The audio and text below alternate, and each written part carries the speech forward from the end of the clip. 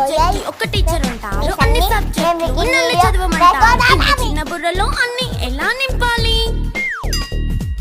Class work, home work, fair notes అంటారు. Subject కి 3 books పెట్టి బ్యాగ్ నింపుతారు. ఇన్ఫాక్ట్ నా బరువు కన్నా నా బ్యాగ్ బరువే ఎక్కువ.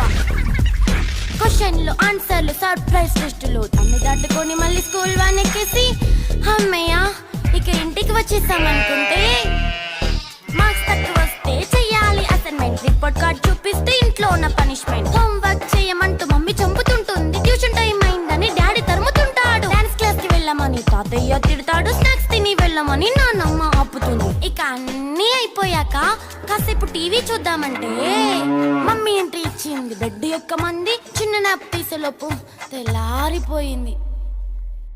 అయ్యో మళ్ళీ మొదలు